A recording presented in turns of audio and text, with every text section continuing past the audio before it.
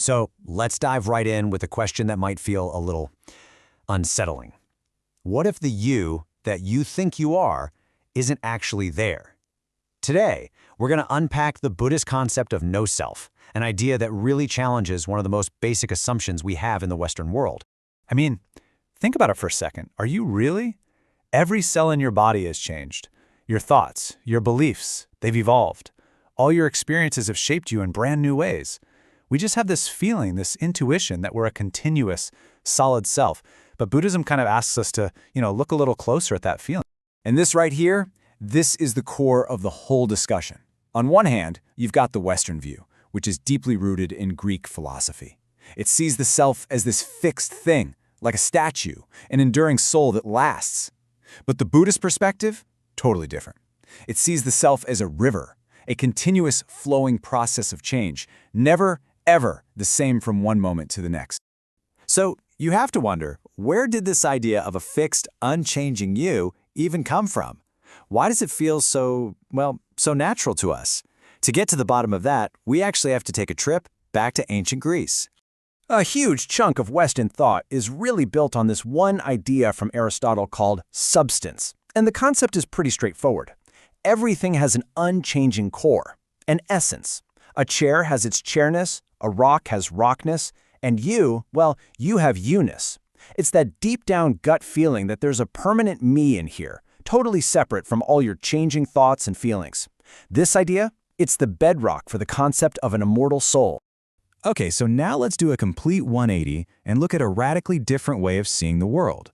Where Aristotle saw all these static substances, Buddhism sees a dynamic, constantly unfolding process. And it directly challenges that deep need we all seem to have for things to stay the same. The absolute key concept here is Anicca, or impermanence. It's the very first of 3 foundational truths in Buddhism. And it basically says that everything, and I mean everything we experience, is in a constant state of flux. Nothing lasts. Period. And this isn't just some abstract philosophical point. It's a truth that echoes through art and poetry. I love this classic Chinese poem because it captures it just perfectly. The river just keeps flowing, washing away everything. Heroes, victories, defeats, it doesn't matter. In the grand scheme of things, even our biggest, most defining moments are just gone in a flash. Here's another beautiful image, this one from the poet Su Dongpo. He connects the cycles of our own lives, meeting people and saying goodbye, feeling happy then sad, to the waxing and waning of the moon. It's all just part of the same big, impermanent dance. So you see, these poets aren't just being, metaphorical. They're describing a fundamental truth that's right at the heart of Buddhism. Reality isn't a collection of fixed objects. It's a dynamic, unfolding process. Let's make this a little more real. Picture the last time you saw a truly gorgeous sunset. The sky is just glowing with these incredible colors. But here's the thing, you can't point to a single static color, can you? The very second you try to see one shade, it's already blending and becoming another. You're not watching a static picture, you're witnessing a process of continuous, super fast change. That, in a nutshell, is impermanence.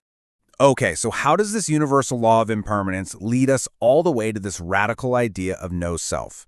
Well, Buddhism connects the dots to this really elegant, logical sequence. It's called the 3 marks of existence. It's a really clear path. Step 1, Anicca. Everything is impermanent. Got it? Step 2, because things are impermanent, trying to cling to them for some kind of lasting happiness, that leads to Dukkha, this feeling of unsatisfactoriness or suffering. It's like trying to hold water in your fist. It's just going to slip away.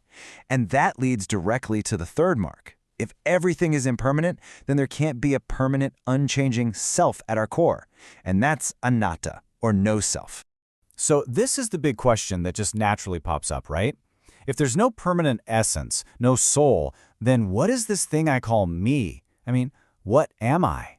Buddhism's answer is that what we think of as ourself is really just a combination of 5 constantly changing processes.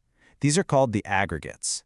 You've got your physical body, your feelings, your perceptions, your mental stuff like thoughts and biases, and then just basic consciousness.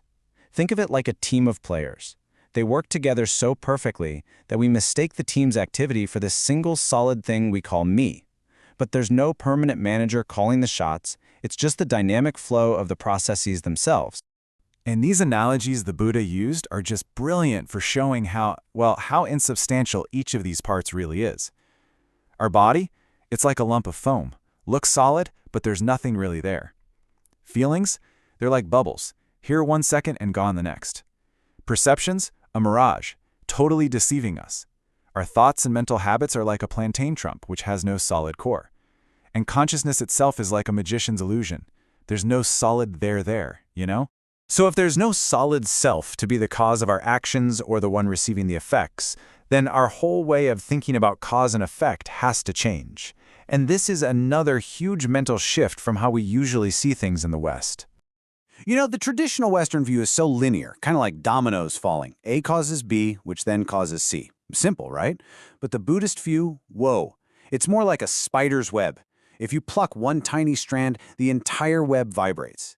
Everything happens not because of one single cause, but because of countless interconnected factors all working together. It's not a chain, it's a network. Now, all of this might just sound like some really interesting ancient philosophy, but what's absolutely incredible is how these exact same ideas are popping up again today in some very, very modern fields. Just look at how all this is coming together. Neuropsychology, for instance, is discovering that the feeling of a single, unified I is pretty much an illusion that our brain expertly creates. In physics, the old idea of solid little building blocks of matter, that's gone. It's been replaced by a universe of interconnected energy fields and processes. It's amazing. These modern fields are basically arriving at the same conclusion as ancient Buddhism, that separate solid self just isn't what it seems. And this quote from feminist scholar Anne Klein just nails it. The self isn't some isolated unit. It emerges from a matrix of relationships. Our identity is literally defined by our connections to others. And that is the exact same idea as that Buddhist web of interconnection we were just talking about. So this brings us to the ultimate takeaway, the so what of it all. When we shift our whole worldview from one of substantiality, where we see separate solid things, to one of interconnection, we almost can't help but arrive at an ethic of sustainability. When you truly realize you aren't separate from your environment or from other people, it just naturally fosters the respect and compassion we need to care for our planet and each other. And that leaves us with one final thought to really chew on. If we truly embrace this view, that we aren't a fixed noun, but a verb, not a separate self, but an interconnected process, how would that actually change the way we live our lives? How would it change how we treat each other and how we interact with the world around us? It's a pretty big question, and definitely one worth reflecting on.